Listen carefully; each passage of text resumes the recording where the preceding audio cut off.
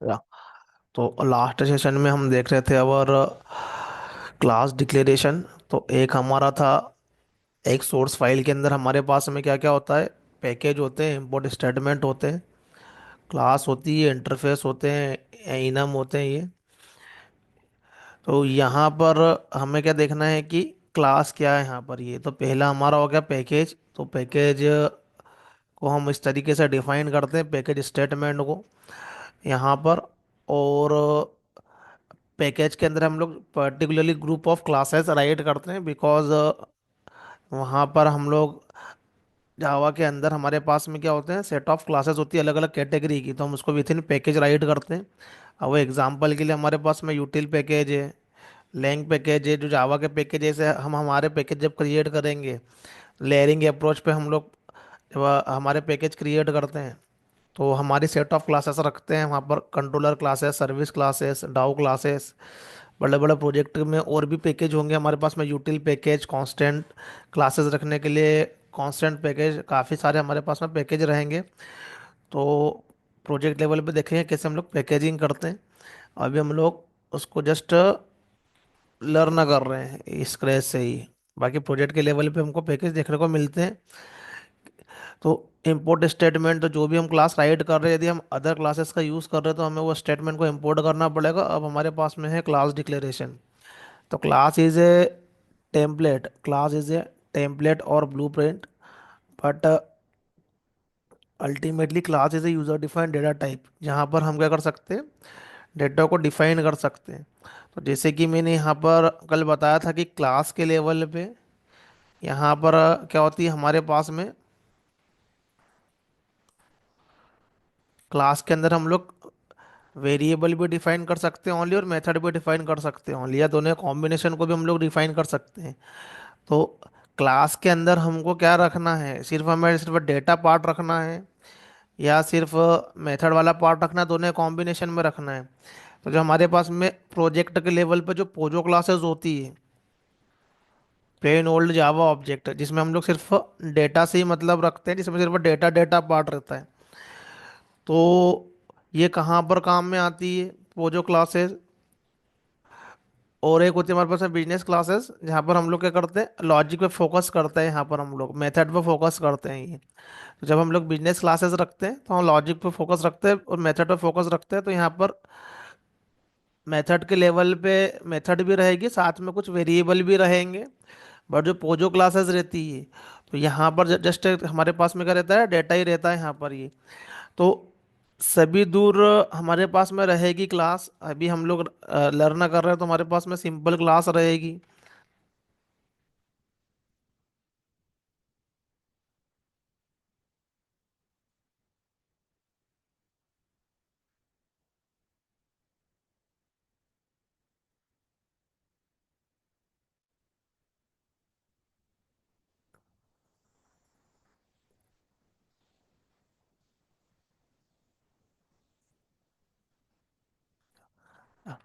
तो हम लोग अभी लर्न कर रहे हैं तो हमारे पास में क्या होती है, सिंपल क्लासेस होती है ये।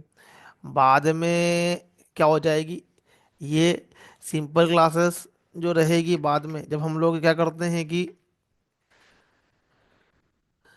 थ्रेड क्रिएट करते हैं, तो थ्रेड क्रिएट करने के लिए भी हमारे पास में क्या रहेगी, एक पर्टिकुलरली क्लास ही रहेगी, जिसकी हेल्प से हम लोग क्या कर लेंगे, वो क्लास का हम लोग एबल हो जाएगी थ्रेड क्रिएट करने के, असिंक्रोनस प्रोग्रामिंग करने के लिए हमारे पास में क्या हो जाएगी, वो जो थ्रेड क्लासेस है जो, वो असिंक्रोनस प्रोग्रामिंग के लिए हो जाएगी मल्टी थ्रेडिंग में ये। अब इसी के अलावा, सॉरी,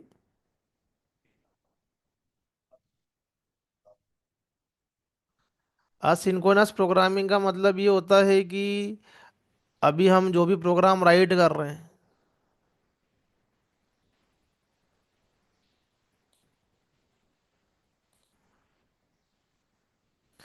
अभी हम जो भी प्रोग्राम राइट कर रहे हैं वो प्रोग्राम क्या हो रहे हैं, सीक्वेंस में एग्जीक्यूट हो रहे हैं ये। तो यहाँ पर जो भी प्रोग्राम राइट करोगे ये, तो जेवीएम के अंदर क्या हो रहा है कि यहाँ पर जो है ये मेन मेथड कॉल हो रहा है सबसे पहले, और प्रोग्राम सीक्वेंस में एग्जीक्यूट होना स्टार्ट हो रहा है। फिर इंटरनली यहाँ पर क्या है कि ये ये वाला मेथड कॉल हुआ तो कंट्रोलर यहाँ पर गया, तो यहाँ पर क्या हुआ, आगे की तरफ प्रोग्राम यहाँ पर बढ़ा, यहाँ पर ये, फिर ये जैसे मेथड कंप्लीट होगा फिर बचा हुआ पार्ट एग्जीक्यूट होगा नीचे ये। तो ये प्रोग्रामिंग तुम्हारी जो है वो सिंक्रोनस वे में काम कर रही है, यहाँ पर सारे के सारे इंस्ट्रक्शन जो है वो सिंक्रोनस वे में काम कर रहे हैं। लेकिन मैं ये चाहता हूँ,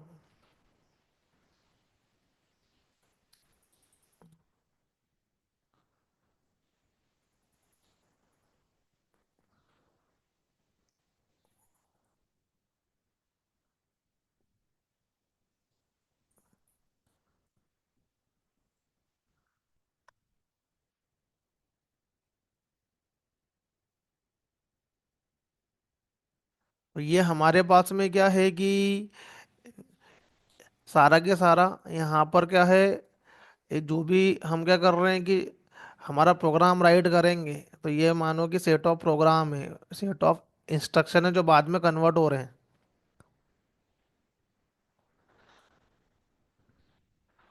तो यहाँ पर क्या हुआ, इसका जो है पर्टिकुलरली एग्जीक्यूशन स्टार्ट हुआ यहाँ से, और ये एग्जीक्यूट होते गए, एग्जीक्यूट होते गए, एग्जीक्यूट होते गए ये यहाँ पर ये।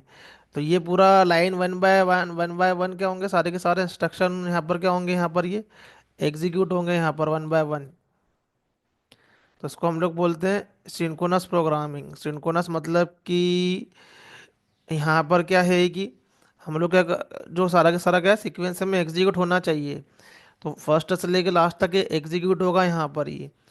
अब इसके बीच में यदि कोई मेथड आ गई यहाँ पर, हम क्या करते हैं मेथड कॉल करते हैं काफ़ी सारी, तो यहाँ पर क्या रहेगा, वो पर्टिकुलरली मेथड हमारी कॉल होगी, को किसी हो सकता है दूसरी क्लास में हो ये। तो यहाँ पर वो मेथड कॉल होगी, मेथड कॉल होने के बाद में यहाँ पर रिस्पॉन्स का वो वेट करेगा, उसके बाद में वो आगे की तरफ एग्जीक्यूट करेगा। तो सिंक्रोनस प्रोग्रामिंग का मतलब है पूरा के पूरा सीक्वेंस में कोड का होता है, एग्जीक्यूट होता है, बीच में कोई मेथड कॉलिंग हो रही है उसमें, तो उसके लिए वो वेट करेगा उसके रिस्पॉन्स आने का, उसके बाद में वो आगे की तरफ जाएगा, लेकिन जाएगा पूरा के पूरा सीक्वेंस में ऊपर से लेके नीचे तक के एग्जीक्यूट होगा ये, तो स्टार्ट से लेके नीचे तक क्या होगा, वो एग्जीक्यूट होगा यहाँ पर। असिंक्रोनस प्रोग्रामिंग का मतलब ये होता है कि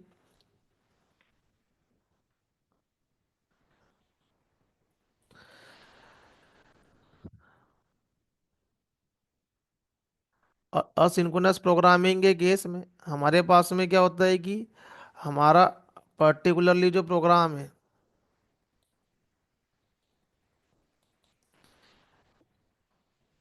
वो यहाँ पर क्या हुआ, एग्जीक्यूट हो रहा है यहाँ पर ये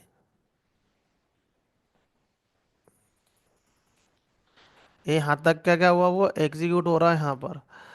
तो अब यहाँ पर हम क्या करेंगे कि एक ऐसा कोड कॉल करेंगे हम लोग यहाँ पर कि एक इंडिपेंडेंट एग्जीक्यूशन स्टार्ट हो जाए यहाँ से ही। इंडिपेंडेंट एग्जीक्यूशन स्टार्ट होने का मतलब ये है कि यहाँ पर से हम ऐसा कुछ कॉल करेंगे कि कुछ सा दूसरा प्रोग्राम जो है वो उसका एग्जीक्यूशन स्टार्ट हो जाए यहाँ से ही। एक और प्रोग्राम है हमारे पास में जो एग्जीक्यूट हो रहा है, लेकिन उसका जो कॉलिंग हुआ है हाँ वो यहाँ से स्टार्ट हुआ है वो। इस लाइन से वो वाला कोड जो है वो एग्जीक्यूट होना स्टार्ट हो गया ये।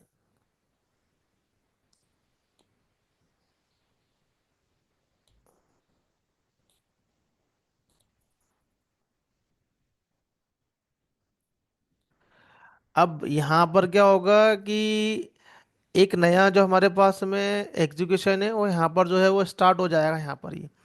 तो ये अपना क्या होगा, ये इंडिपेंडेंट एग्जीक्यूट होगा यहाँ पर ये, और ये न- इसके बाद का जो इंस्ट्रक्शन जो है ये इसका वेट नहीं करेंगे, ये नीचे वाले इंस्ट्रक्शन है वो यहाँ पर क्या होंगे, वो इंडिपेंडेंट कॉल होंगे, ये इसका वेट नहीं करेंगे यहाँ पर ये। इसको बोलते हैं हम लोग असिंक्रोनस प्रोग्रामिंग।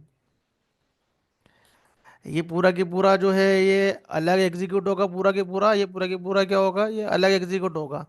भले ही वो स्टार्ट यहाँ से हुआ है यहाँ पर ये। तो हम जब थ्रेडिंग की प्रोग्रामिंग लर्न करते हैं तो हम लोग क्या करते हैं, थ्रेड क्रिएट करते हैं यहाँ पर। ये सा ये थ्रेड है यहाँ पर ये। तो यहाँ पर क्या है कि इंडिपेंडेंट एग्जीक्यूशन स्टार्ट हो जाता है। जैसे कि हम लोग यहाँ पर क्या कर रहे हैं कि मूवी देख रहे हैं, तो मूवी का जो प्रोग्राम रहेगा उसके अंदर वीडियो भी रहेगा उसके अंदर, प्लस ऑडियो भी रहेगा। तब ये दोनों के दोनों जो यहाँ पर ये दोनों के दोनों का जो प्रोसेस जो है ये एक्चुअली में इंडिपेंडेंट जो है वो एग्जीक्यूट होता है। लेकिन ये सीपीयू के अंदर इतना फास्ट एग्जीक्यूशन होता है इसका कि हमको लगता है कि एक ही बार में हो रहा है ये, लेकिन दोनों अलग अलग एक तरीके से प्रोसेस बोल सकते हैं, थ्रेड बोल सकते हैं, जावा के टर्मिनोलॉजी में हम लोग थ्रेड बोलेंगे। ये दो अलग अलग एग्जीक्यूशन है प्रोग्राम के जो एक ही बार में हो रहे हैं। तो ऐसा जब हम लोग गेमिंग की प्रोग्रामिंग करते हैं और काफ़ी जगह पर जहाँ पर हमें क्या करना पड़ता है, डिफरेंट डिफरेंट प्रोग्राम का एग्जीक्यूशन करवाना है, डिफरेंट डिफरेंट। इसको हम लोग बोलते हैं असिंक्रोनस। असिंक्रोनस मतलब अलग अलग हो रहे हैं। कोई चीज़ को हम कॉल कर रहे हैं तो उसके रिस्पॉन्स का वेट नहीं कर रहे हैं, इसको हम लोग बोलते हैं असिंक्रोनस। और सिंक्रोनस के अंदर पूरा की पूरा सीक्वेंस में कोड कॉल होता है। यदि ये किसी और को कॉल कर रहा है तो उसके रिस्पॉन्स आने का ये वेट करेगा जब तक यहाँ पर ये अटका रहेगा, यहाँ पर ये वेट करेगा, उसके बाद में आगे की तरफ एग्जीक्यूशन होगा ये। इसको बोलते हैं सिंक्रोनस प्रोग्रामिंग। असिंक्रोनस प्रोग्रामिंग का मतलब ये है कि हमने यदि कोई इंडिपेंडेंट कोड कॉल कर दिया यहाँ से ही, तो ये इसके रिस्पॉन्स के आने का वेट नहीं करेगा, ये अपना कोड आगे की तरफ एग्जीक्यूट करता रहेगा यहाँ पर ये। तो हमें क्या करना पड़ता है, असिंक्रोनस प्रोग्रामिंग जो है वो रियल टाइम में असिंक्रोनस प्रोग्रामिंग ही करना पड़ता है। अब हम क्या करते हैं कि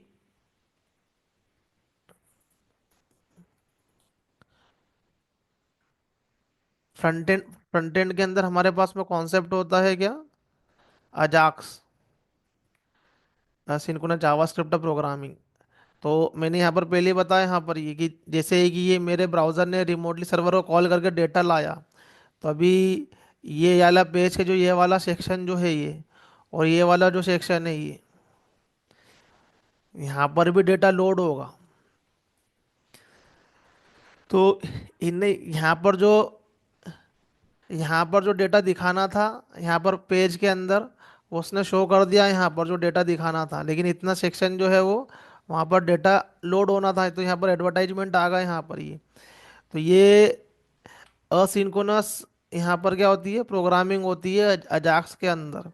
जावास्क्रिप्ट के अंदर भी क्या होता है, असिंक्रोनस प्रोग्रामिंग होती है, जिससे क्या होता है कि इंडिपेंडेंट कॉल होते हैं वो अलग अलग कॉल होते हैं। और कहाँ पर दिखाना है, वहाँ पर डेटा जब आएगा जब लोड होगा, लेकिन सर्वर पर एक कॉल गया हमारे लिए जो हमारी पर्टिकुलरली वेबसाइट के अकॉर्डिंगली डेटा लेकर आया, और अदर जो कॉल गए वो बेस्ड ऑन कुकीज़ गए हैं यहाँ पर, जो भी हमारी कुकीज़ में है ब्राउज़र की, ब्राउज़र हिस्ट्री में है, उसके अकॉर्डिंगली यहाँ पर क्या हुआ, ये एडवर्टाइजमेंट आए यहाँ पर ये। तो इसको भी असिंक्रोनस कॉल बोलते हैं। असिंक्रोनस का मतलब होता है अलग अलग कॉल होना यहाँ पर ही। तो ये फ्रंट एंड के लेवल पे असिंक्रोनस कॉल है। बैक एंड के लेवल पे हमको असिंक्रोनस कॉल करना रहेगा, तो उस केस में हम लोग यूज़ करेंगे थ्रेडिंग का। थ्रेड मतलब अलग अलग हमारे पास में क्या होते हैं, ये कॉल होते हैं। तो कुल मिला के मतलब ये है कि यदि पूरा के पूरा एग्जीक्यूशन एक साथ में हो जाए तब हमारा कॉल होगा सिंक्रोनस। और यदि हमने कुछ इंडिपेंडेंट एग्जीक्यूशन अलग से स्टार्ट कर दिया यहाँ पर, जरूरी नहीं कि एक ही करोगे, और भी करोगे यहाँ पर ये, यहाँ पर एक और इंडिपेंडेंट एग्जीक्यूशन स्टार्ट हो गया, एक और इंडिपेंडेंट एग्जीक्यूशन स्टार्ट हो गया, ये वाली लाइन से हुआ, ये वाली लाइन से हुआ, ये एक और कर दिया। तो यहाँ पर एक इंडिपेंडेंट एग्जीक्यूशन स्टार्ट हुआ, उसने दूसरे को कर दिया यहाँ पर ये। तो ये सब क्या होंगे, अपने आप में अलग अलग तरीके से क्या होंगे, ये एग्जीक्यूट होंगे यहाँ पर, ये इंडिपेंडेंट रहेंगे।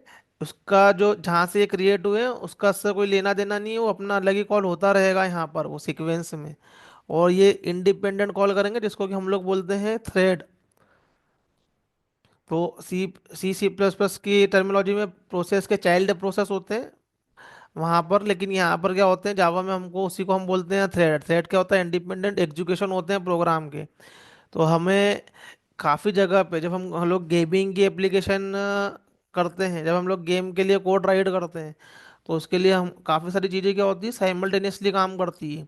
उस केस में हमारे पास में होते हैं थ्रेड। तो जब हाईली जब हमारे पास में क्या रहेंगे, बड़े बड़े सॉफ्टवेयर रहते हैं जो कि अभी हम लोग विंडो वगैरह में जो हम लोग यूज़ करते हैं वो छोटे मोटे सॉफ्टवेयर, लाइक हम म्यूजिक प्लेयर है हमारे सिस्टम में है, तो ये छोटा मोटा सॉफ्टवेयर है। लेकिन जब वो बड़े बड़े सॉफ्टवेयर होते हैं, लाइक ग्राफिक डिज़ाइन के होते हैं, जो लोग इसके मैप वगैरह क्रिएट करते हैं, घर के मैप क्रिएट करते हैं, या फिर जो कार के मैप डिज़ाइन करते हैं, उनके सॉफ्टवेयर काफ़ी हैवी सॉफ्टवेयर रहते हैं, उसके अंदर बहुत सारी मल्टी थ्रेडिंग होती है। तो जिसके अंदर ऐसे सॉफ्टवेयर जिसके अंदर काफ़ी प्रोसेसिंग साथ में हो रही है, काफ़ी डेटा एक साथ में लोड हो रहा है, उस केस में हमें हाईली कॉन्फ़िगरेबल रैम भी रखना पड़ता है। और सीपीयू जहाँ पर हमारे इंस्ट्रक्शन एग्जीक्यूट हो रहे हैं, तो मल्टी थ्रेडिंग प्रोग्रामिंग यदि बहुत ज़्यादा होगी, जैसे मॉल के अंदर क्या होते हैं कि जो गेम होते हैं, बड़े बड़े जो गेम डिपार्टमेंट के अंदर जो गेम चलते हैं वहाँ पर, तो उनके प्रोसेसर काफ़ी ज़्यादा क्या रहते हैं, हाईली कॉन्फ़िगरेशन के रहते हैं। तो वहाँ पर सीपीयू के अलावा भी क्या लगता है हमारे पास में,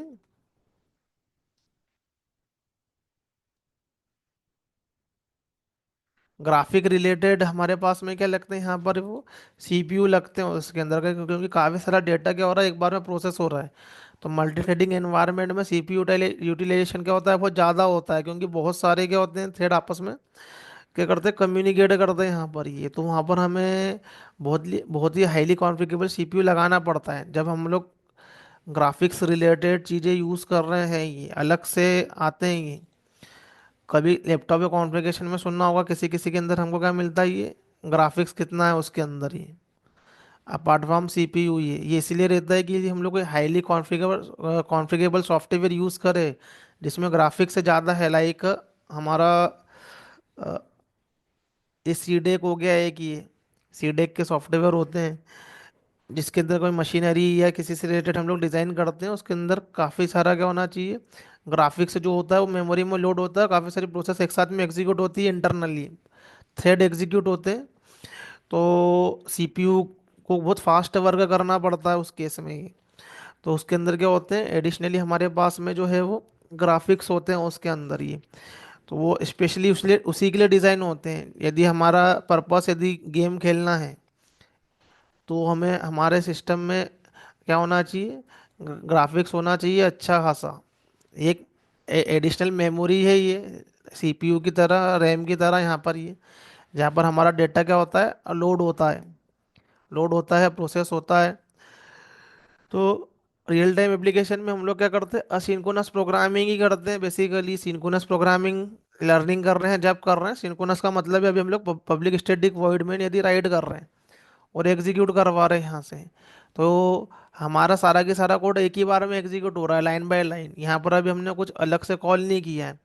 लेकिन जब हम लोग अभी थ्रेडिंग आगे लर्न करेंगे, तो यहाँ पर हम लोग हमारा कोड यहाँ पर एग्जीक्यूट होगा, फिर यहाँ से एक थ्रेड क्रिएट हो जाएगा एक लाइन नंबर से, फिर दूसरी लाइन नंबर से दूसरा थ्रेड स्टार्ट हो जाएगा, लेकिन हमारा जो एग्जीक्यूशन का फ्लो रुकेगा नहीं, और ये इंडिपेंडेंट एग्जीक्यूट होंगे। ये इसको बोलते हैं हम लोग असिंक्रोनस प्रोग्रामिंग। आगे देखेंगे जब थ्रेडिंग का कॉन्सेप्ट हम लोग आगे लर्न करेंगे ये, तो रियल टाइम में हम लोग असिंक्रोनस प्रोग्रामिंग ही करते हैं। असिंक्रोनस का मतलब है अलग अलग एग्जीक्यूशन। तो अभी यहाँ पर मैं ये बता रहा था कि यहाँ पर जो है हमारे पास में क्या रहती है, नॉर्मल जावा एक क्लास ही रहती है, जो कि हमारी सिंपल क्लास रहेगी। जब हम लोग थ्रेड क्रिएट करेंगे, असिंक्रोनस प्रोग्रामिंग करेंगे, तो उस केस में भी जावा का क्लास ही रहेगा उस केस में भी।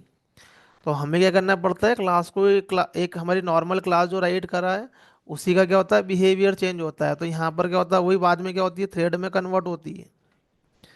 तो सब्दूर जावा एक क्लास रहेगी, बेस्ड ऑन रिक्वायरमेंट उसका क्या होता है, बिहेवियर चेंज होता है। फिर हमको जब क्लास को क्लोन करना रहे, हम लोग क्लोनेबल इंटरफेस को इम्प्लीमेंट करते हैं उसके अंदर ये, तो हमारी क्लास जो है वो उसका कॉपी होने की एबल हो जाती है। यहाँ पर वो भी क्या रहती है, नॉर्मल क्लास ही रहती है। यहाँ क्या करते हैं हम लोग, सीरियलाइजेबल यूज़ करते हैं। जब हमारे क्लास का जो डेटा जो जेवीएम में जो क्रिएट हो रहा है, यदि हमको जेवीएम से बाहर करना है उसको, हमारे सिस्टम के अंदर क्या है, रैम, रैम के अंदर जेवीएम, जेवीएम मतलब जावा वर्चुअल मशीन, जहाँ पर हमारा क्या होता है, टॉप ऑफ द जेवीएम हमारा कोड एग्जीक्यूट होता है। हमें वो डेटा जो है उसको निकाल के बाहर करना है जेवीएम से, जो भी डेटा प्रोसेस हो रहा है। तो उस केस में हमें क्या करना पड़ेगा, उस ऑब्जेक्ट को सीरियलाइजेबल करना पड़ेगा यहाँ पर।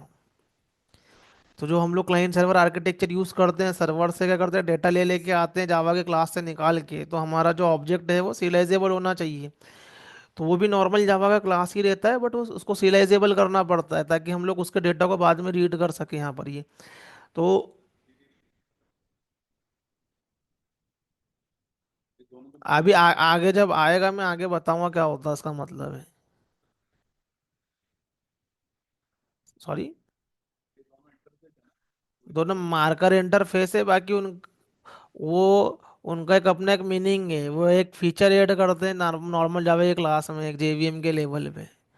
यदि क्लोनेबल इंटरफेस उसमें ऐड कर देते हो तो वो कॉपी होने के एबल हो जाती है नॉर्मल जावा की क्लास। जो भी नॉर्मल जावा की क्लास का जो ऑब्जेक्ट है उसका कॉपी क्रिएट कर सकते हैं।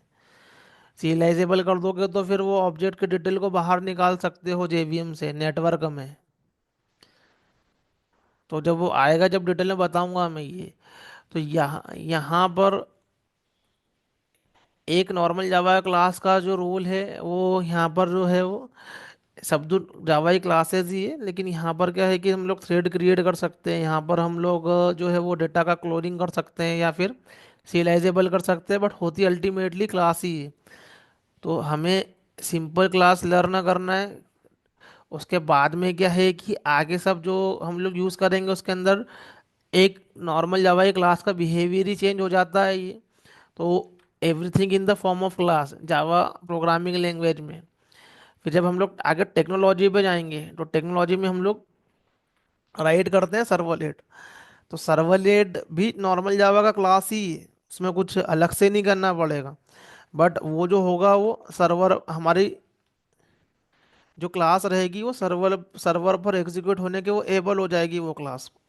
तो वो हो जाएगा हमारे पास में सर्वलेट। सर्वलेट का जो जावा क्लास रहेगा वो सर्वर साइड एग्जीक्यूट होने के एबल हो जाएगा, वो होगा नॉर्मल जावा का क्लास ही वो।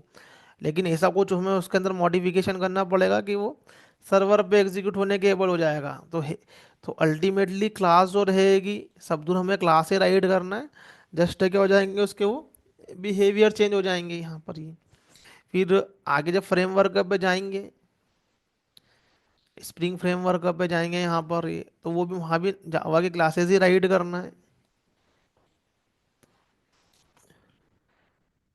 हम उसको बोलेंगे स्प्रिंग बिंग, लेकिन रहेगी वो भी नॉर्मल जावा की क्लास ही है। बट उसका जो ऑब्जेक्ट मैनेजमेंट है वो स्प्रिंग का आईओसी कंटेनर देखेगा यहाँ पर ही। तो रहेगी नॉर्मल जावा की क्लास ही। तो जावा प्रोग्रामिंग लैंग्वेज लर्न कर रहे हो और जावा से रिलेटेड कुछ भी टेक्नोलॉजी या फ्रेमवर्क का यूज़ कर रहे हो, तो अल्टीमेटली हमें क्या करना पड़ता है, जावा का क्लास ही राइट करना पड़ता है। बस क्या होता है कि उसका रोल चेंज हो जाता है based on technology, based on framework, based on some concept. उसका जस्ट बिहेवियर चेंज हो जाता है, लेकिन करना पड़ता है हमको क्लास ही क्रिएट। इसलिए जो क्लास है इसकी जो वो जावा प्रोग्रामिंग लैंग्वेज की मेन एंटिटी है। तो जहाँ पर हम क्या करते हैं कि यूज़र डिफाइंड डेटा टाइप को डिफाइन करते हैं यहाँ पर ये। अब इसके अंदर वेरिएबल भी हो सकते हैं, उसके अंदर मेथड भी हो सकता है।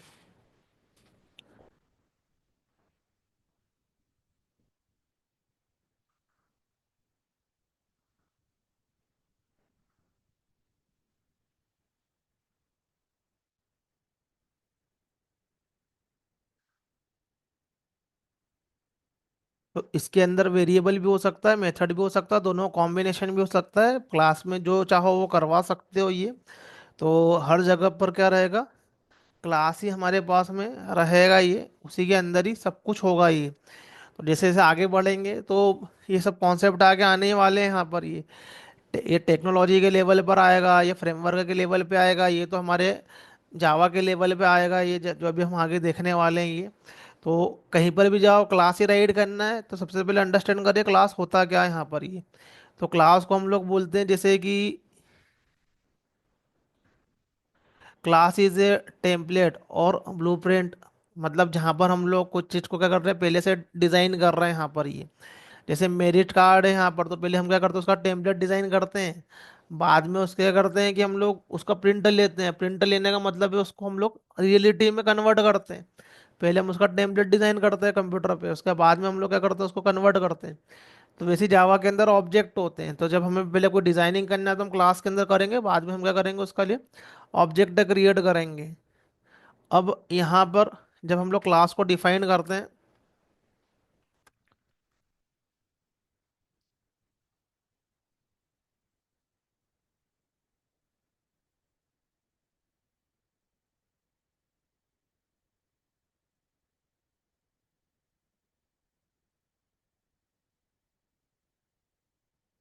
तो हमारे पास में क्या है कि ये दो टाइप की क्लासेज है हमारे पास में। एक है हमारे पास में ये टॉप लेवल क्लास, और एक है हमारे पास में ये इनर क्लास।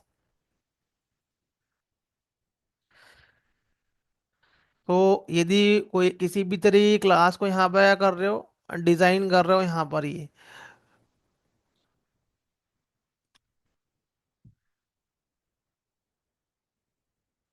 तो ये हमारे पास में क्या है, ये यहाँ पर भी एक क्लास है।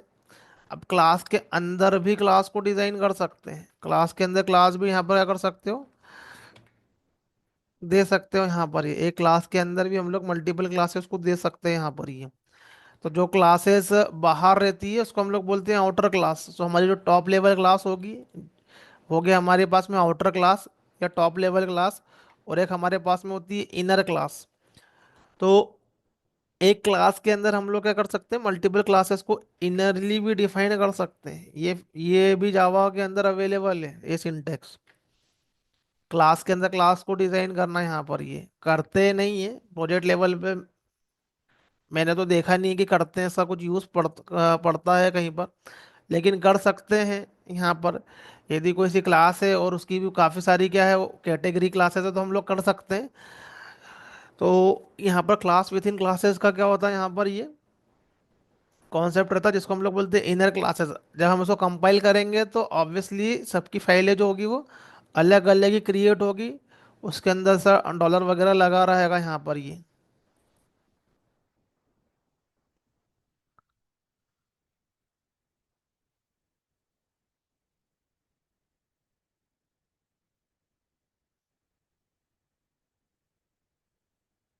क्रिएट करके देख लेते हैं यहाँ पर ये, इसका नाम हमको चेंज करना पड़ेगा।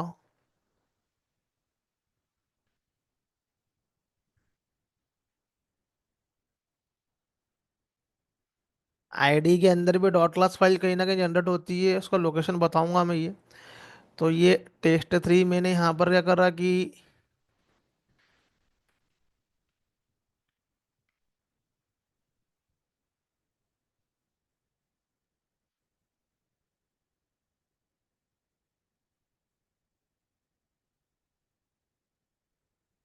ये मैंने इसको यहाँ पर कंपाइल करा। तो यहाँ पर हम लोग यदि इसके लोकेशन पे देखेंगे यहाँ पर,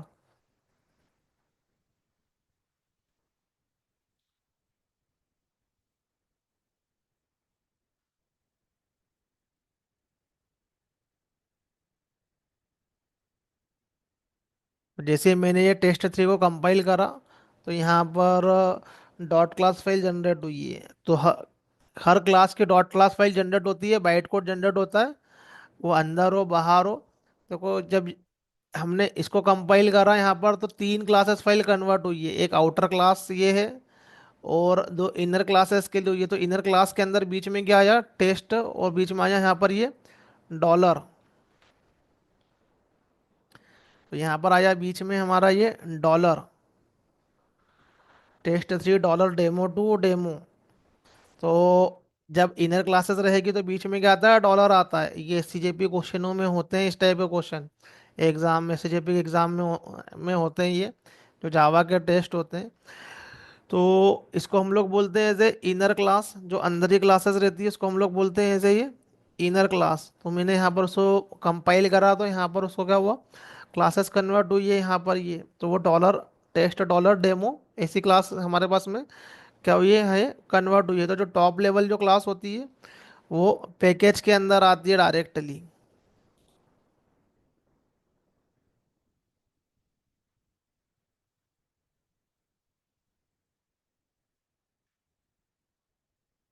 तो टॉप लेवल क्लास रहेगी वो हमारी क्या रहती है, बिटवीन जो है वो पैकेज के अंदर जो हम लोग जिसको डिफाइन करते हैं, और इनर क्लासेस रहती है, और वो क्या रहती है कि उस क्लास के अंदर ही क्लास को हम लोग बोलते हैं इनर क्लासेस। वो रहती है उस पैकेज का पार्ट ही, लेकिन वो क्या है वहाँ पर वो उस क्लास के अंदर की क्लास रहती है। तो टॉप लेवल क्लास जो है वो डायरेक्ट क्या होती है, पैकेज के लेवल पे आती है।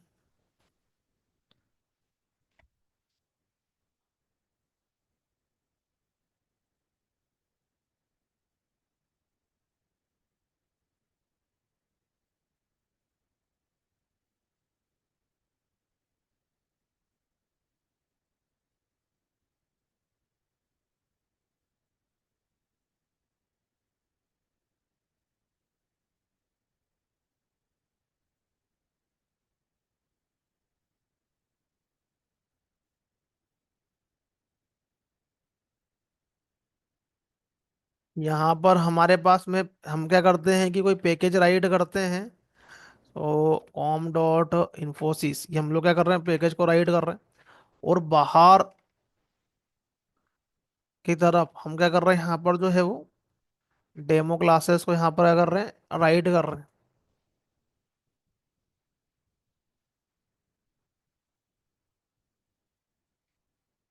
तो ये जो क्लासेस रहेगी हमारा, ये कौन सी रहेगी, ये टॉप लेवल क्लासेस रहेगी ये। तो क्लास टॉप लेवल क्लास रहेगी, और क्लासेस क्या हो सकती, इनर भी हो सकती है यहाँ पर। ये इनर मतलब कि class with in class.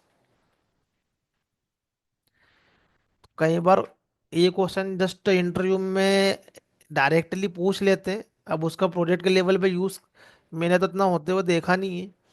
But पूछ लेते हैं class with in class possible है क्या, class with in interface possible है क्या, इंटरफेस बिटवीन क्लास पॉसिबल है क्या।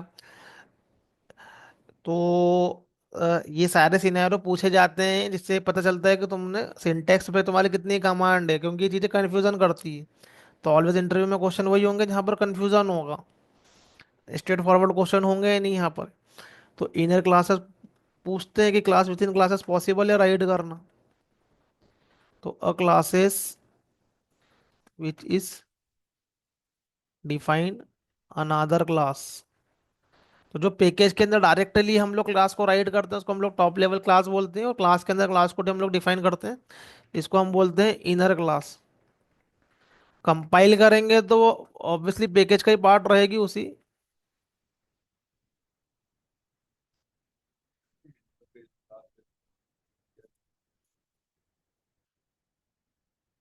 लिख के देखो, ये इंटरफेस डेमो 3, ये हो रहा है कंपाइल। कंपाइल हो रहा मतलब कि लिख ही सकते हैं, क्लास की जगह पे इंटरफेस बना लो। सब अलाउ हुए राइट करना।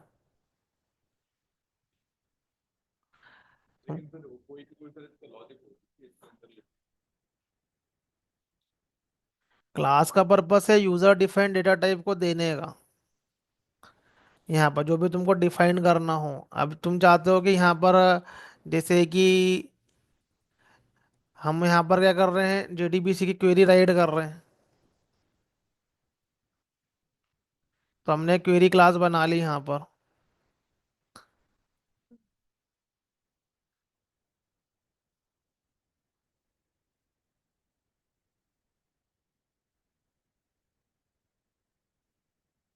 ये सिनेरियो है, ये क्वेरी क्लास बना ली ये।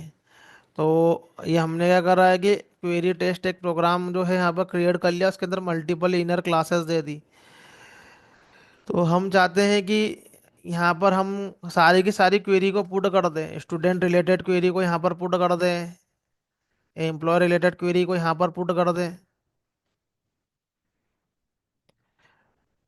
और यहाँ पर जो है वो हमको पब्लिक स्टैटिक, ये ओरिजिनल में कोडिंग में इस तरीके से करते हैं ये। अब हमको यहाँ पर करना है कि पब्लिक स्टैटिक स्ट्रिंग, और यहाँ पर रख ले हम लोग गेट एम्प्लॉय। एक हमने इसी स्ट्रिंग को है यहाँ पर क्या कर लिया, डिफाइन कर लिया यहाँ पर की।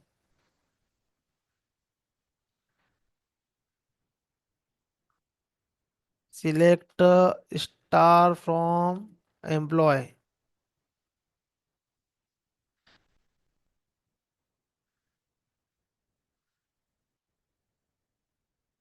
तो हमें जो भी डेटाबेस से ऑपरेशन को परफॉर्म करना है उससे रिलेटेड क्वेरी को हम लोग यहाँ पर रख लो ये।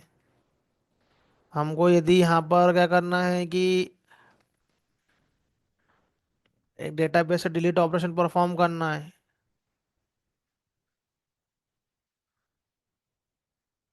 Delete employ where employ ID is equal to. अभी जब हम लोग जेडीबी लर्न करेंगे जब इसका मतलब पता चलेगा क्या होता है। तो यहाँ पर क्या होता है हम लोग क्वेरी को डिफाइन कर सकते हैं। तो यहाँ पर स्टूडेंट रिलेटेड क्वेरी रख लो। यहाँ पर क्या कर लोगे हमको डेटाबेस से जो एम्प्लॉयर रिलेटेड ऑपरेशन परफॉर्म करना है यहाँ पर करना है। तो यहाँ पर हम लोग क्या कर रहे हैं स्टूडेंट रिलेटेड ऑपरेशन परफॉर्म कर रहे हैं।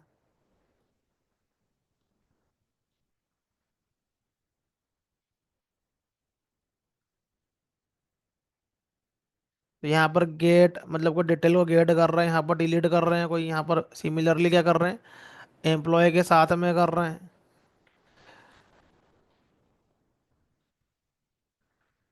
तो अब कोई चीज़ यदि है, यदि क्वेरी राइट करना पड़ रही है हमको ये, अब उसके लिए अलग अलग क्लास राइट करोगे तो उसकी जगह पे हम लोग एक ही जगह पे भी राइट कर सकते हैं यहाँ पर। तो कैटेगरी ऑफ क्लासेस हम लोग बना सकते हैं विथ इन क्लासेस। यहाँ पर ये इंटरफेस भी हम लोग डिफाइन करना है कर सकते हैं। लेकिन क्या होता है कि मुझे जहाँ तक लगता है कि इस तरीके से करते हैं क्लास जब तक के सेपरेट रहती है तो क्लियर रहती है सभी को अंडरस्टैंड करने के लिए, क्योंकि हमें ऑलवेज ऐसा कोड राइट करना है जो सभी के लिए अंडरस्टैंडेबल हो। अब ऐसा क्या होता है कि यहाँ पर क्लास राइट करोगे तो छोटा सा क्लास है लेकिन रियल टाइम में क्लास काफ़ी बड़े बड़े होते हैं। तो क्लास विथ इन क्लास करेंगे तो क्या होगा कि सोर्स फाइल का साइज बहुत बड़ा हो जाएगा। तो as a coding standard always हमें जो सोर्स फाइल जो है एक तो क्लियर होना चाहिए पढ़ने के लिए जो सभी लोग अंडरस्टैंड कर सके, और उसका साइज ज़्यादा बड़ा भी नहीं होना चाहिए कि काफ़ी सारी चीज़ें एक ही सोर्स फाइल के अंदर आ रही है यहाँ पर ये। तो इसकी जगह पर अलग अलग क्लासेस क्रिएट करो ताकि अंडरस्टैंडिंग रहे यहाँ पर। ये भले कर सकते हैं, सिंटैक्टिकल प्रॉब्लम नहीं है, फैसिलिटी दी हुई है करने की। और छोटा छोटा मोटा कोड हो यदि कुछ ही क्वेरी से तो कर ही भी सकते हैं यहाँ पर ये, यदि कुछ ऐसा रिक्वायरमेंट है कि जिसमें फाइल का साइज ज़्यादा बड़ा नहीं हो रहा है यहाँ पर, ये फाइल का साइज क्योंकि मैटर करता है तो कर सकते हैं, करने में प्रॉब्लम नहीं है। बाकी क्या है कि करना नहीं चाहिए। कोडिंग स्टैंडर्ड बोलते हैं जैसे कि मैंने कल नेमिंग कन्वेंशन बताया। अब क्लास का नेम तुम स्मॉल भी रख सकते हो। तो यहाँ कंपाइलर का कोई प्रॉब्लम नहीं है, लेकिन एज ए इंडस्ट्री स्टैंडर्ड जो है रखना नहीं चाहिए। एक कुछ स्टैंडर्ड बनाए हुए हैं वो जो करना नहीं चाहिए। अच्छे जो प्रोग्रामिंग होती है वहाँ पर कोड क्या होना चाहिए तुम्हारा नीट एंड क्लीन होना चाहिए ये। तो कर सकते हैं लेकिन जरूरी नहीं कि करना ही है। जैसे कोडिंग स्टैंडर्ड बोलते नहीं है, लेकिन किसी को कॉन्सेप्ट चेक करना है ये इंटरव्यू फेज में तो वही चीज़ें पूछी जाती है कि जहाँ पर कंफ्यूजन क्रिएट होता है ये। और ज़रूरी नहीं कि जो इंटरव्यू में पूछा जाए वैसे ही काम होता है। इंटरव्यू होने में और काम करने में जमीन आसमान का डिफरेंस रहता है। जो पूछा जाता है वैसा काम रहता ही नहीं है वो तो। इंटरव्यू में जैसा तुम्हारा कॉन्सेप्ट कैसे है, तुम्हारा थिंकिंग अप्रोच क्या है, कैसे प्रॉब्लम को डील करते हो, तो ये चीज़ें ऑब्जर्व की जाती है ये। तो उसी में एक फ्रेशर टाइप का लेस एक्सपीरियंस रहेगा पर्सन तो उसके अंदर सिंटेक्स पे टेक्निकल पे बात होगी। एक्सपीरियंस पर्सन रहेगा तो उसका थिंकिंग अप्रोच क्या है, तो किस तरीके से प्रोजेक्ट में उनने सिनेरियो को हैंडल किया है, वो अप्रोच के ऊपर जाते हैं यहाँ पर ये। तो ये इसका एक सिनेरियो है कर सकते हो। जैसे कि पैकेज में हम लोग कैटेगरी क्लास रखते हैं, अब क्लास के अंदर भी और कैटेगरी हमारे पास में आ गई है तो हम और इनर क्लासेस भी बना सकते हैं, इंटरफेस भी उसका क्रिएट कर सकते हैं। इसके अंदर हम लोग एनम भी राइट कर सकते हैं। तो एनम भी क्या है क्लास ही है वो।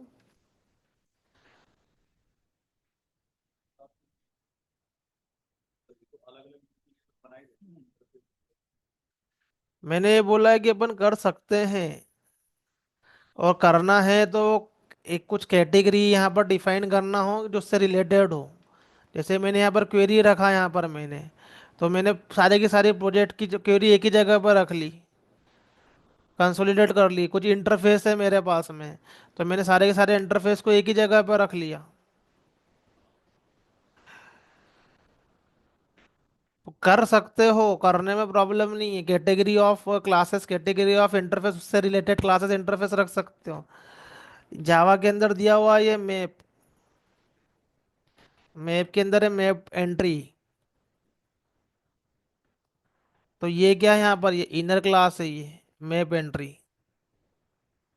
किसकी इनर क्लास है ये?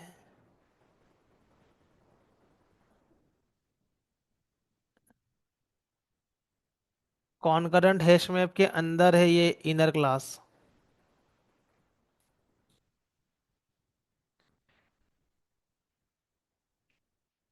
Map entry.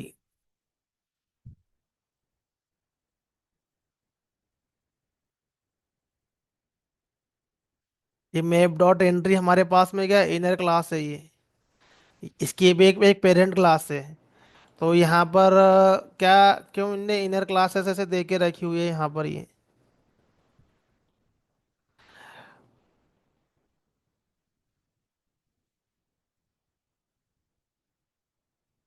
तो इनर क्लास देने का बेसिकली पर्पस ये रहता है कि यदि एक ही कैटेगरी का या उनका वर्किंग यदि सेम है, तो हम उसके लिए क्या कर सकते हैं कि बेस्ड ऑन वर्किंग हम लोग एक ही क्लास के अंदर दूसरी क्लासेस को राइट कर सकते हैं, सभी का पर्पस यदि सेम निकल रहा है तो। अलग अलग सिनेरियो में हो सकता है क्लासेस यूज हो रही हो, लेकिन उनका पर्पस सेम ही है करने का। तो उस केस में हम लोग इनर क्लास राइट कर सकते हैं। जैसे मैंने क्वेरी में बोला, तो यहाँ पर सारी की सारी क्वेरी एक जगह पे मैंने यहाँ पर कंसोलिडेट राइट कर दी यहाँ पर ये। अब ऐसा क्या है, वहाँ पर मैप वाली क्लासेस है, मैप डॉट एंट्री, ये सॉरी मैप एंट्री यहाँ पर, यहाँ क्या है, यहाँ पर ये क्लास है बेसिकली। तो ये जावा ने दे के रखी हुई है, तो उसके अंदर क्या है कि ये मैप, यहाँ पर डॉलर लगा हुआ है, तो ये मैप के अंदर यहाँ पर क्या है, ये कॉन्करेंट हैश मैप के अंदर ये मैप एंट्री है यहाँ पर ये। तो ये क्लास विथ इन क्लास है यहाँ पर। तो ये यही बता रही है कि ये जो मैप का काम है, मैप को इटरेट करने का ही, तो उससे काम के अकॉर्डिंगली उसने क्लास के अंदर ही इसको डिजाइन कर दिया है यहाँ पर।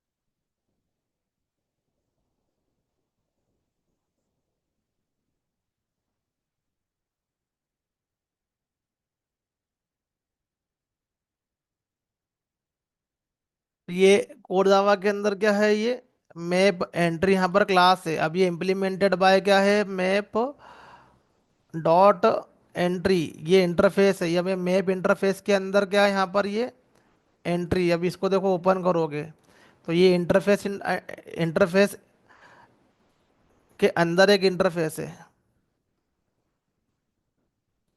मैप, ये मैप इंटरफेस है यहाँ पर। अब इसके अंदर जाओगे,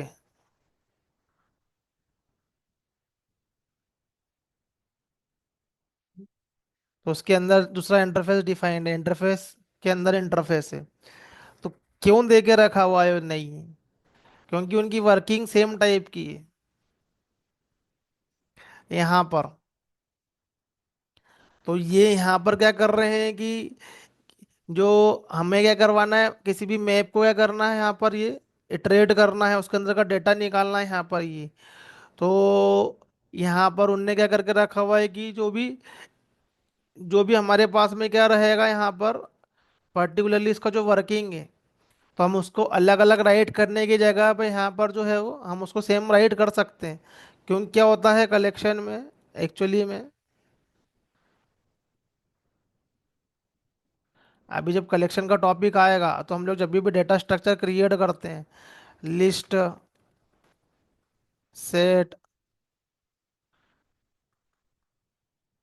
तो ऑलवेज इसको क्रिएट करने के बाद में हमको क्या करना पड़ता है, उसको इटरेट करना पड़ता है, डेटा निकालना पड़ता है उसके अंदर, क्योंकि डेटा स्ट्रक्चर के ऑपरेशन क्या होते हैं, डेटा को सबसे पहले इंसर्ट करना, डेटा क्रिएट करना मतलब इंसर्ट करना, डेटा को यदि इंसर्ट हो गया तुम्हारा डेटा तो उसके बाद में रीड करना, डिलीट करना,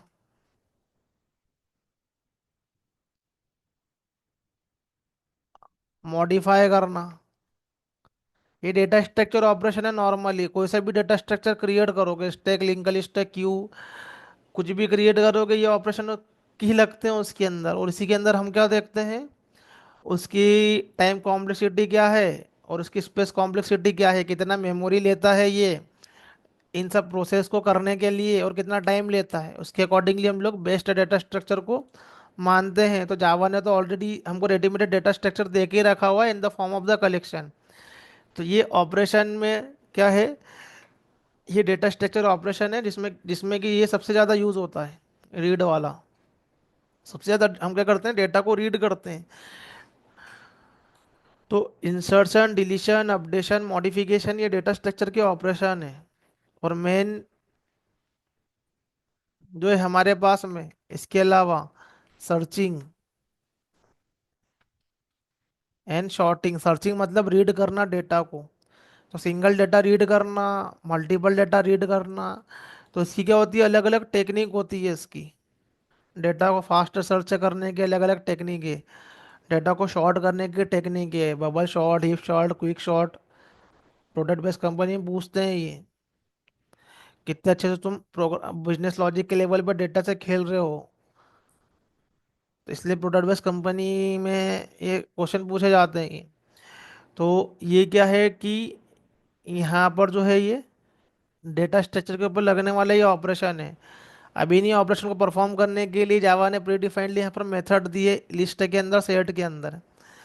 तो यहाँ पर क्या है कि जब भी हम लोग डेटा क्रिएट करेंगे, लिस्ट में करेंगे, सेट में करेंगे, मैप में करेंगे, तो ऑब्वियसली उसके बाद में हमको उसके ऊपर रीड ऑपरेशन परफॉर्म करना है, हमको डिलीट ऑपरेशन परफॉर्म करना है।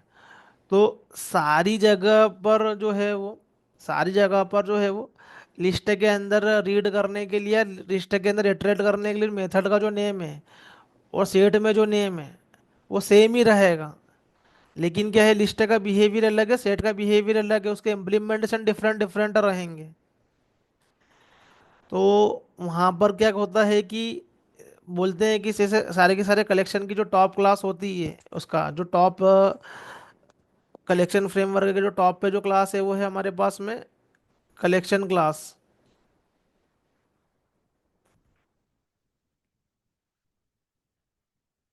Collection hierarchy.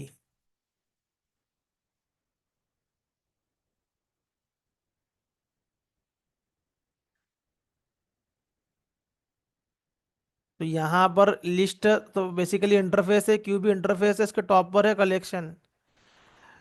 तो इसके अंदर में जो भी मेथड डिफाइंड है वो ऑपरेशन परफॉर्म करने के लिए, तो सारी जगह पे मेथड का नेम सेम ही मिलता है। जब नया डेटा ऐड करते हैं तो मेथड का नेम सब दूर सेम ही मिलता है। ऐड करना तो ऐड ही मिलेगा वहां पर। जब भी लिस्ट डिफाइन करोगे, ऐड मेथड कॉल करोगे, तो लिस्ट में भी ऐड ही करना है, क्यू में भी ऐड ही करना है। ऐसा नहीं कि लिस्ट के अंदर नाम चेंज कर दिया और क्यू के अंदर नाम चेंज कर दिया। एक एक ही करना। तो उसका डेफिनेशन दे के रखा है कलेक्शन इंटरफेस के अंदर। इंटरफेस का काम ही है कि रूल्स एंड रेगुलेशन को डिफाइन करना। तो यहाँ पर जो है वो मेथड का नेम सब कॉमन यूज होगा। जब इटरेट करेंगे तब भी एक कॉमन मेथड से ही क्या करना है, इटरेट करना, कॉमन प्रोसेस से हमको इटरेट करना है यहाँ पर ये। तो बेस्ड ऑन दैट हम लोग क्या करते हैं, इंटरफेस क्लासेस जो हैं वो यूज़ करते हैं, इनर इंटरफेसेस या इनर क्लासेस यूज़ करते हैं यदि हमारे पास में कुछ कैटेगरी ऑफ क्लासेस का वर्किंग सेम हो। अलग अलग सिनेरियो में यदि वो चीज़ें यूज़ हो रही है वो, लेकिन उनका वर्किंग सेम है, तो हम लोग उस केस में inner classes, inner interface use कर सकते हैं। मैप डॉट एंट्री जावा में क्रिएट किया हुआ है यहाँ पर ये। लेकिन मैंने प्रोजेक्ट में ऐसी क्लासेस को क्रिएट होते बहुत कम देखा है, एक आध दो बार कहीं पर देखा है, बाकी प्रोजेक्ट के लेवल में मैंने कम देखा है, बाकी कर सकते हैं यदि उसके अंदर हमारे पास में बहुत सारी क्लासेस जो हैं वो सेम कैटेगरी में बिलोंग करती है। उनका काम यदि सेम ही है बट अलग अलग सिनेरियो में वो यूज होते हैं, ये तो हो सकता है हम उसके कोड को एक जगह पे उठा के रख सकते हैं कि वो एक प्लेस पे रहे।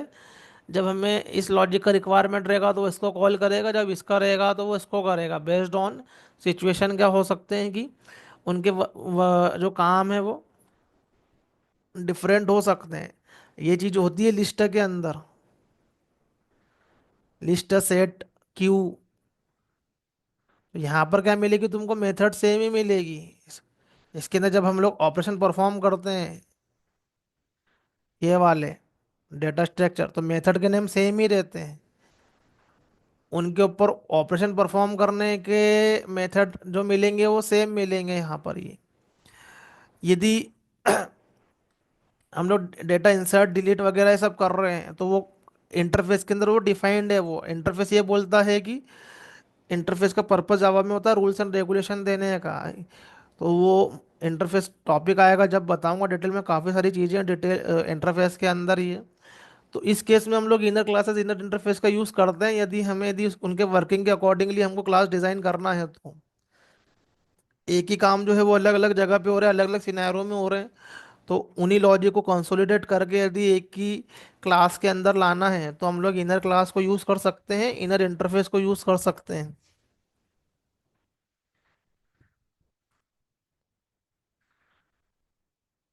तो आगे बताता हूँ बिजनेस यूज केस क्या क्या हो सकते हैं, बट अभी हम लोग पहले क्लास डिजाइन करना देखें क्लास कैसे डिजाइन करते हैं। तो यहाँ पर हमारे पास में यूजर डिफाइंड डेटा टाइप और वेरिएबल एंड मेथड। तो जस्ट योर माइंडसेट में ये बता रहा हूँ कि क्लास जो है वो पूरे जावा में हमेशा हम क्लास ही राइट करने वाले हैं, बट उसका पर्पस चेंज होगा based on technology, based on framework, based on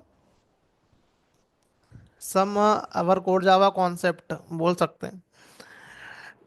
right, जब सब दूर क्लास ही करेंगे तो क्लास क्या है, क्लास के अंदर हम लोग जो है हम वेरिएबल डिफाइन कर सकते हैं या मेथड डिफाइन कर सकते हैं, दोनों का कॉम्बिनेशन हम लोग क्या कर सकते हैं, डिफाइन कर सकते हैं यहाँ पर। तो हर काम के लिए हमें क्या करना पड़ेगा, क्लास को जो है वो डिज़ाइन करना पड़ेगा यहाँ पर। तो क्लास के अंदर एक तो इनर क्लास हो गई और एक यहाँ पर क्या हो गई हमारी आउटर क्लास हो गई है ये।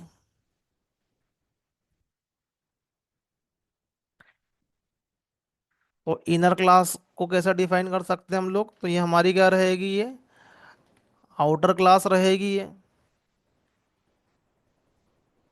और इसी के अंदर हम लोग क्या कर सकते हैं यहाँ पर, ये इनर क्लास जो है वो डिफाइन कर सकते हैं यहाँ पर ये।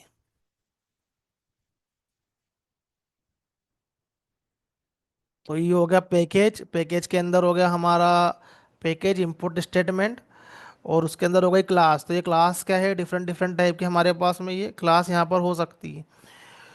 तो एक इनर क्लास है और एक हमारे पास में जो है वो ये आउटर क्लास है। अब यहाँ पर हम क्या करते हैं कि क्लास के लेवल पे हम लोग जो भी डिफाइन करते हैं क्लास के अंदर, तो क्लास के अंदर वेरिएबल है, मेथड है क्लास के अंदर। तो उन पर्टिकुलरली वेरिएबल और मेथड के सामने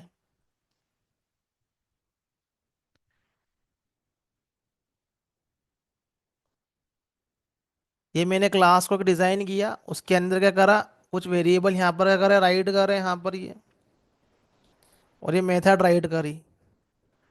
तो मेथड जो है वो इतनी है, लेकिन इसके आगे पब्लिक लिखा हुआ है। ये स्ट्रिंग हमने डिफाइन करा है था ना, अभी मैं इसको यहाँ पर हटा देता हूँ मैं। तो ये डिफाइन तो हो गया ना यहाँ पर, ये स्ट्रिंग डेफिनेशन तो दे दिया हमने। हमने यहाँ पर पब्लिक हटा दिया, तो डेफिनेशन तो दे दी हमने ये इसकी पर्टिकुलरली मेथड की, वेरिएबल की यहाँ पर ये। बट इसके आगे जो मैंने यहाँ पर राइट करा है, जो यहाँ पर ये फाइनल क्या है, स्टैटिक क्या है, पब्लिक क्या है, वॉइड क्या है, क्लास जो दिख रही है यहाँ पर रेड कलर में, पब्लिक क्या है यहाँ पर ये। तो यहाँ पर पब्लिक, फाइनल, स्टैटिक जो रेड में दिख रही है एक्चुअली में है keyword, set of keyword, pre defined word है यहाँ पर ये। बट यहाँ पर जो है वो हम किसी भी क्लास को जब हम डिफाइन कर रहे हैं, किसी वेरिएबल को डिफाइन कर रहे हैं, किसी मेथड को डिफाइन कर रहे हैं, तो उनको डिफाइन करने के लिए हमने कीवर्ड का यूज़ किया। क्लास के लिए क्लास कीवर्ड का हमने यूज़ किया यहाँ पर। ये वेरिएबल डिफाइन करते हैं तो हम लोग डेटा टाइप डिफाइन करते हैं, उसका नेम डिफाइन करते हैं, आगे हम देखने वाले हैं अभी। तो इसको हमने यूज़ किया। तो क्या होता है कि एक होता है डिफाइन करना, तो डेफिनेशन दे दी हमने यहाँ पर। ये अब डेफिनेशन देने के बाद में हम क्या करते हैं कि उसके आगे कुछ अलग अलग कीवर्ड का यूज करते हैं, जिसको हम लोग बोलते हैं मॉडिफायर। तो मॉडिफायर का मतलब है जो एग्जिस्टिंग बिहेवियर में क्या करते हैं, कुछ मॉडिफिकेशन करते हैं। तो जब तक के, जैसे कि मैंने वेरिएबल डिफाइन किया, तो ये वेरिएबल स्ट्रिंग है ये, तो जब तक के ये क्या था कि ये यहाँ पर इसके सामने भी कोई मॉडिफायर है ही नहीं है। तो जब तक कि मैंने ये मॉडिफायर ऐड नहीं किया था, जब तक कि इसका बिहेवियर ये था कि ये बार बार नया ऑब्जेक्ट क्रिएट करता। जब भी हम लोग नया क्लास का ऑब्जेक्ट क्रिएट करते हैं तो ये बार बार क्रिएट होता ही है। बट मैंने उसका कि स्टैटिक कर दिया, यदि स्टैटिक कीवर्ड राइट कर दिया तो उसके लिए मेमोरी एलोकेट सिर्फ एक ही बार होगी। फिर मैंने इसका आगे फाइनल कर दिया, तो इसको जो यहाँ पर जो इसके अंदर जो डेटा है उसमें कभी भी मॉडिफिकेशन कोई कर नहीं सकता। आगे हम सारे कीवर्ड देखने वाले हैं, जस्ट फॉर अंडरस्टैंडिंग मैं भी ये बता रहा हूँ मैं यहाँ पर ही। तो एग्जिस्टिंग कोई डेफिनेशन हमने दी है, उसके आगे हमारे पास में क्या होते हैं, कुछ कीवर्ड होते हैं। तो जो भी रेड में दिख रहा है सब कीवर्ड ही है। कुछ कुछ डेटा यहाँ पर डेफिनेशन देने के लिए कीवर्ड है, वेरिएबल की और क्लास की। कुछ कीवर्ड जो है वो उनके बिहेवियर के अंदर मॉडिफिकेशन करने के लिए, जो एग्जिस्टिंग बिहेवियर है उसमें कुछ मॉडिफिकेशन हो गया।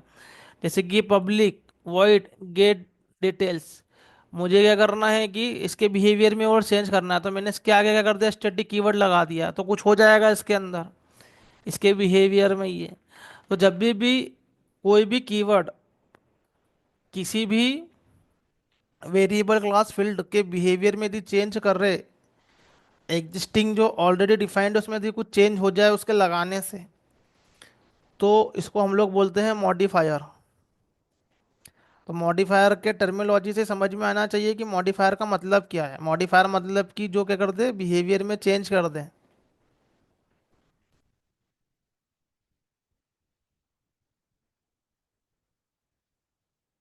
तो क्लास के अंदर तुमको क्या मिलेगा, क्लास के अंदर जो है वो पर्टिकुलरली हमारे पास में,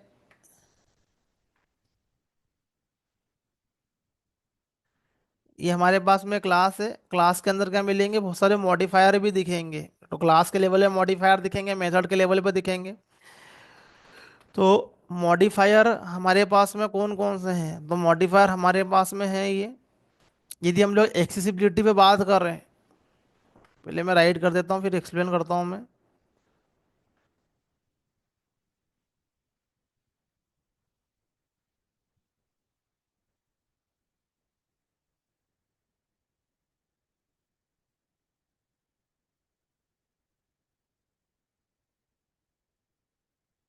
तो मॉडिफायर की भी हमारे पास में क्या होगी, दो कैटेगरी होगी। एक होगी हमारी ये access modifier,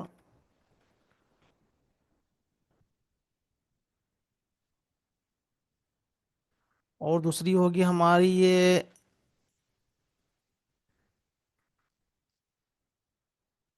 non access modifier.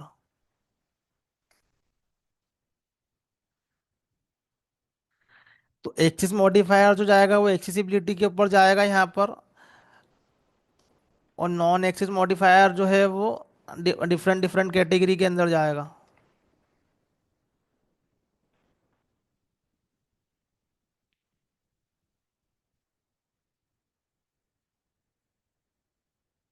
तो यहाँ पर आता है हमारा public, private, protected.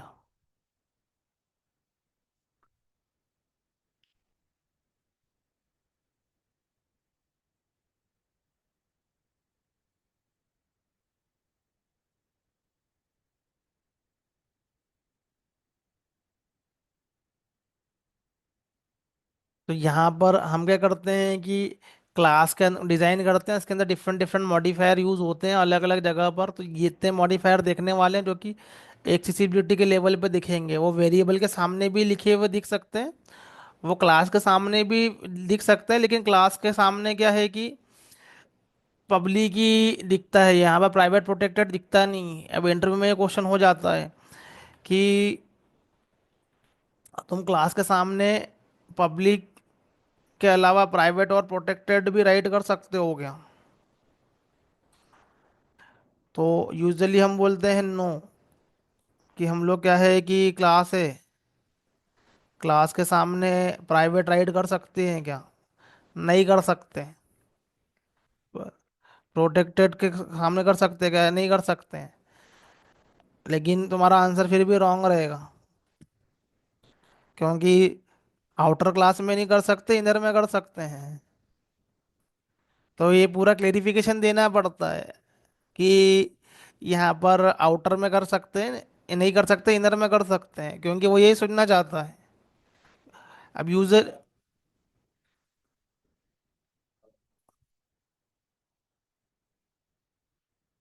Protected keyword का भी एक अपना मीनिंग है, प्राइवेट का भी एक अपना एक मीनिंग है, पब्लिक का भी एक अपना एक मीनिंग है। जब आपस में क्लास एक दूसरे से कम्युनिकेट करती है तो हमें इंपोर्ट स्टेटमेंट के थ्रू वहाँ पर हम इंपोर्ट करते हैं और उसका यूज़ करते हैं दूसरी क्लासेस का।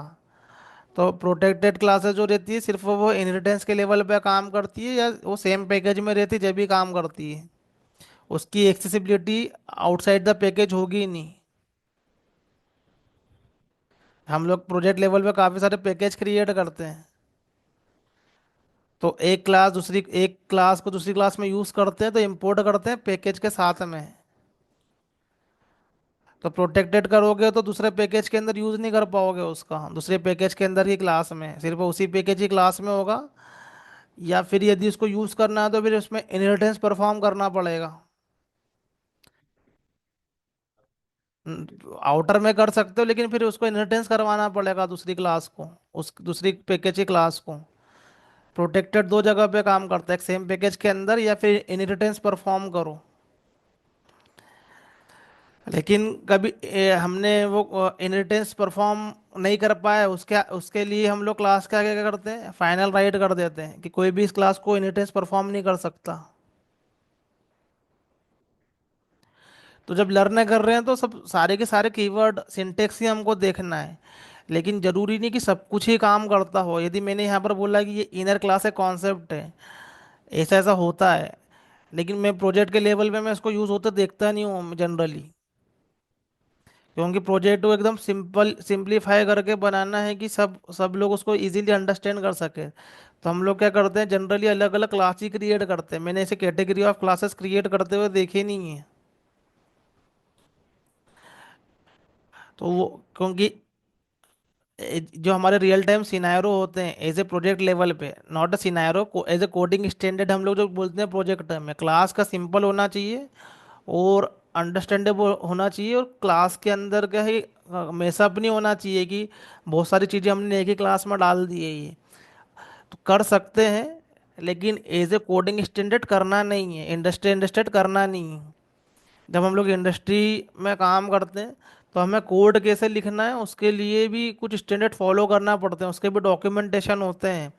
कमेंट कैसे करना है, कोड कैसे राइट करना है, फिर ये करली ब्रेसेस को इस तरीके से देना है या इस तरीके से देना है। तो जरूरी नहीं है कि अभी हम क्या कर रहे हैं, जो फॉर्मेटिंग कर रहे हैं ये हम लोग ये जो है वो डिफॉल्ट फॉर्मेटिंग कर रहे हैं, लेकिन इंडस्ट्री के हिसाब से अलग अलग फॉर्मेटिंग भी करना पड़ती है। अभी मैंने हम जो रिसेंटली काम करते हैं हमको ऐसे ही देना पड़ता है यहाँ पर करली ब्रेसेस। हमारा कोडिंग स्टैंडर्ड ये बोलते हैं इंडस्ट्री के।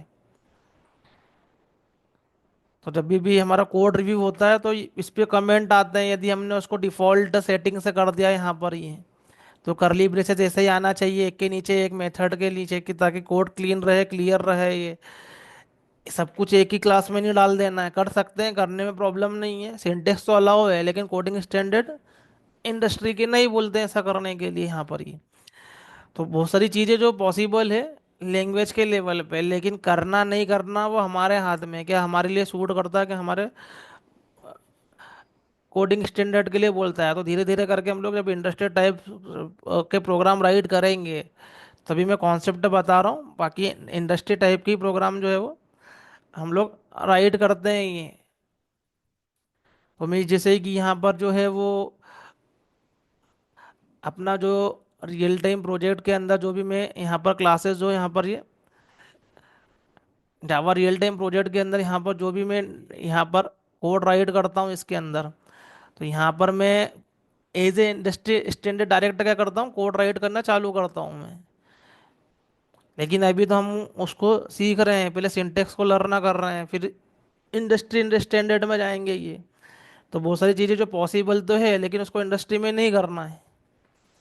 प्रोजेक्ट के लेवल पे हम करते हैं या बिगिनर क्लासेस पॉसिबल है, लेकिन उसको यूज़ नहीं करते हैं ज़्यादा। करते भी हों तो थोड़ा बहुत करते होंगे, लेकिन ज़्यादा यूज़ नहीं करते हैं। कोड को मेसअप नहीं करना है कि सब उठा के एक ही जगह पर रख दिया है, अलग अलग जगह पे होना चाहिए। करली ब्रेसेस कैसे रखना है वो भी इंडस्ट्री स्टैंडर्ड कोडिंग स्टैंडर्ड पर डिपेंड करता है। इस तरीके से रखना है तो यदि वहाँ से वो ये हमको फॉलो करना है तो फिर इसे ही रखना पड़ेगा।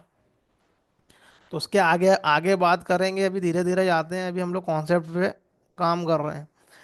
तो ये हमारे पास में क्या होगा, ये एक्सिस मॉडिफायर होगा ये। फिर हमारे पास में आते हैं नॉन एक्सिस मॉडिफायर।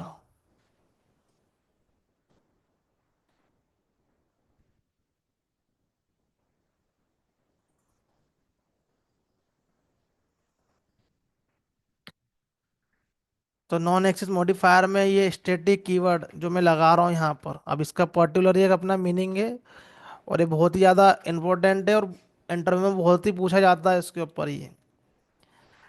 क्योंकि कुछ ना कुछ इस तरीके से कुछ ना कुछ करता ही है कि इसलिए ज़्यादा पूछा जाता है। एक फाइनल कीवर्ड है, एक है abstract keyword, native keyword, volatile,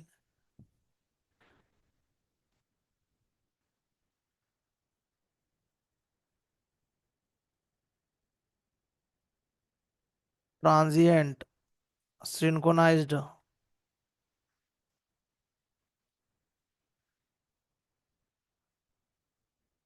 strict FP. तो एक सोर्स फाइल के अंदर ये सब कीवर्ड दिखने वाले हैं, लिस्ट ऑफ कीवर्ड। कीवर्ड तो काफ़ी सारे होते हैं, ये जो होते हैं एक्सिस मॉडिफायर होते हैं। एक्सिस मॉडिफायर मतलब कि ये उसके बिहेवियर में चेंज करते हैं। यदि ये लगाओ तो नहीं लगाओगे तो जो जो सिंपल रहेगा वो सिंपल ही रहेगा, यदि लगा दोगे तो उसके अंदर कुछ ना कुछ उसके बिहेवियर में चेंज आ जाएगा यहाँ पर ये। तो ये इनके ऊपर क्या होते हैं, क्वेश्चन पूछे जाते हैं ये। 6 7 8। तो स्टैटिक कीवर्ड का एक अपना एक पर्पस है। स्टैटिक का मतलब होता है, स्टैटिक मीन्स फिक्स। तो यदि कहीं सी भी यदि कोई चीज़ के आगे तो स्टैटिक कीवर्ड लग गया तो वो फिक्स हो जाएगी वो। वेरिएबल के लेवल पे लग गया तो वेरिएबल की मेमोरी फिक्स हो जाएगी। वो वेरिएबल की मेमोरी जो है वो बार बार क्रिएट नहीं हो सकती, वो उसके लाइफ में एक ही बार क्रिएट होगी वो। फाइनल कर दिया तो फाइनल कीवर्ड जो है वो वेरिएबल के आगे लगेगा तो फिर कभी मॉडिफाई नहीं हो सकता। और वेरिएबल के अंदर एक वैल्यू चलेगी 10,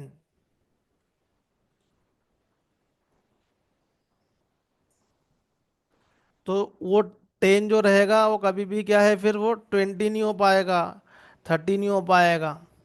तो सबसे पहले हम लोग मतलब क्लास डिफाइन करते हैं, और क्लास तक हम लोग क्या करते हैं, ऑब्जेक्ट क्रिएट करते हैं। तो सबसे पहले क्या होती है, मेमोरी अलोकेट होती है। फिर उसके अंदर डिफ़ॉल्ट वैल्यू जाती है, एक डिफ़ॉल्ट वैल्यू जाती है। C++ के अंदर भी सबसे पहले मेमोरी एलोकेट होती है, और उसके अंदर एक डिफ़ॉल्ट वैल्यू यहाँ पर क्या होती है, उस मेमोरी के अंदर रहती है। तो जावा के अंदर जो डिफ़ॉल्ट वैल्यू रहेगी वो इंटीजर फ्लोट के केस में 0 0.0 या नल रहेगी यहाँ पर ये। तो सबसे पहले तो था मेमोरी का क्रिएट होना, मतलब मेमोरी एलोकेशन, फर्स्ट स्टेप। फिर उसके बाद उसमें एक डिफ़ॉल्ट वैल्यू जाती है। उसके बाद में वो वाली वैल्यू जाती है जो हम उसमें असाइन करते हैं, इक्वल टू लगा के हम लोग उसमें असाइन करते हैं ये। तो पहले तो वो एक डिफ़ॉल्ट वैल्यू लेके रखता है जब मेमोरी क्रिएट होती है, उसके बाद में हम लोग क्या करते हैं कि वैल्यू असाइन करते हैं। तो इसकी इसकी स्टेप होती है मेमोरी क्रिएशन, और उसके बाद में उसके अंदर एक डिफ़ॉल्ट वैल्यू सेट हो रही है, उसके बाद में हमारी वैल्यू सेट हो रही है। तो कब हमें क्या है कि हर बार अलग अलग मेमोरी क्रिएट करना है, कब एक ही बार मेमोरी क्रिएट करना है, बार बार मेमोरी क्रिएट नहीं होगी। कब यदि इसके अंदर एक वेरिएबल चले गया, एक वैल्यू चले गई, तो फिर वो कभी चेंजेबल नहीं रहेगी। 10 चले गया तो उसके बाद में ना 11 होना है ना वो 12 होना है। तो उसी के लिए ही क्या करते हैं, हमारे पास में क्या होते हैं, ये मॉडिफायर होते हैं जो बिहेवियर में चेंज करते हैं ये। तो फाइनल है, तो फाइनल जो है वेरिएबल के आगे लगेगा तो वैल्यू फिक्स हो जाएगी, वो कभी फिर वो चेंज नहीं हो सकती। 10 है तो फिर 10 ही रहेगी उसके अंदर, कभी वो 20 नहीं हो सकती ना, 11 हो सकती है। फिर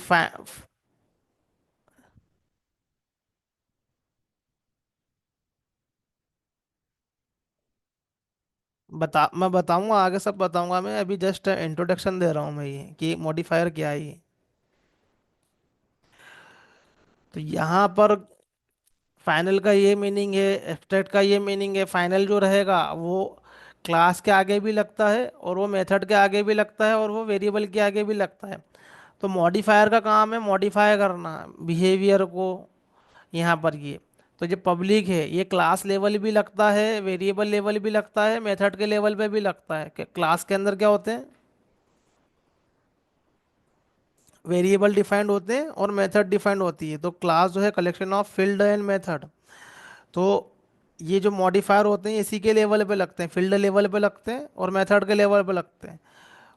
पब्लिक जो है वो क्लास के लेवल पे भी लग रहा है, फील्ड के लेवल पे भी लग रहा है, और मेथड के लेवल पे भी लग रहा है।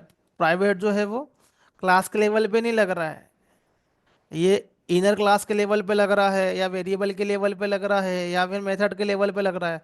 प्रोटेक्टेड जो है वो क्लास के लेवल पर जो है वो ये नहीं लगेगा डायरेक्टली ये, लेकिन ये इनर क्लास या फिर वेरिएबल इसके लेवल पे लगेगा यहाँ पर ये। तो ये जो मॉडिफायर जो है वो क्या करते हैं, कुछ ना कुछ मॉडिफाई कर देते हैं। जब जैसे कि ये फाइनल है, तो फाइनल यदि क्लास के आगे लग गया तो वो फिर वो क्लास कभी भी इनहेरिटेंस परफॉर्म नहीं कर सकती वो। लेकिन यदि ये फाइनल कीवर्ड यदि वेरिएबल के आगे लग गया तो वो कभी चेंज नहीं हो सकता। मतलब ये क्या करती है, प्रोटेक्ट करती है, एक तरीके से हम बोल सकते हैं। किसी भी चीज़ को कर देती है वहीं पर स्टॉप कर देती है, फाइनल हो गया ये, अब इसके आगे कुछ नहीं हो सकता। तो क्लास के बिहेवियर में चेंज हो गया कि कभी इनहेरिटेंस परफॉर्म नहीं कर सकता ये। वेरिएबल के लेवल पे ये हो गया कि ये कभी भी चेंज नहीं हो सकता उसके अंदर का वैल्यू ये। तो पहले हमने यदि इसको जब डिफाइंड किया पहले,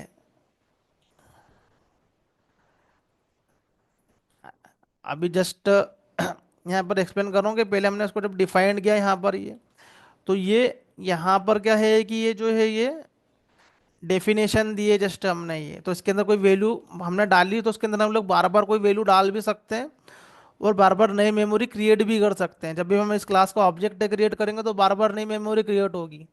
लेकिन मैं चाहता हूँ कि जब भी मैं ऑब्जेक्ट क्रिएट करूँ बार बार मेमोरी क्रिएट नहीं हो उसके अंदर, तो हम उसके आगे स्टैटिक पुट कर देंगे। स्टैटिक मतलब एक ही बार मेमोरी एलोकेट हो पाएगी उसमें। लेकिन उस अलोकेटेड मेमोरी में हम लोग बार बार डेटा को चेंज कर सकते हैं। तो हम क्या चाहते हैं कि वो डेटा भी चेंज नहीं हो, एक बार जो हमने फिक्स कर दिया वही फिक्स रहे। हमें कांस्टेंट वैल्यू प्रोवाइड करना, तो हम उसका क्या फाइनल राइट कर देते हैं।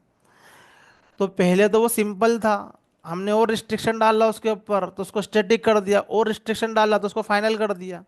मतलब एग्जिस्टिंग वेरिएबल के बिहेवियर में हमने उसको चेंज कर दिया, मॉडिफाई कर दिया, इसलिए हम उसको बोलते हैं मॉडिफायर।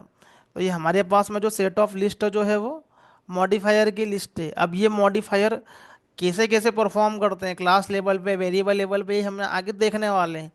और ये क्वेश्चन इंटरव्यू में होते हैं कि क्लास का आगे फाइनल रख देंगे तो क्या होगा, वेरिएबल के आगे फाइनल रख देंगे तो क्या होगा, जब दो क्लासों के बीच में इनहेरिटेंस परफॉर्म हो रहा है यहाँ पर ये। उस केस में हमने यदि पेरेंट क्लास को फाइनल रख दिया तो क्या होगा, चाइल्ड क्लास को फाइनल रख दिया तो क्या होगा। फिर आगे जब हम लोग एक्सेप्शन हैंडलिंग देखेंगे ये, उस केस में क्या होगा, तो क्या होगा कि एक ही क्वेश्चन के अंदर काफ़ी सारे कॉन्सेप्ट मेसअप होते हैं। तो पहले हम उसको धीरे धीरे एक एक कॉन्सेप्ट को लर्न करो, उसके बाद में फिर मेसअप करके देखेंगे किस तरीके से ये काम करते हैं यहाँ पर ये। तो अभी मैंने लिस्ट ऑफ मॉडिफायर बताया है, अभी उसका डिटेल एक्सप्लेनेशन नहीं दिया है। अभी जो बताया है वो जस्ट ऐसी अंडरस्टैंडिंग के लिए बताया। इसको हम लोग डिटेल में देखेंगे कि कीवर्ड को यहाँ पर ही, और कौन कौन से क्वेश्चन होते हैं, कौन कौन से सिनेरियो रहते हैं इसके ऊपर ये।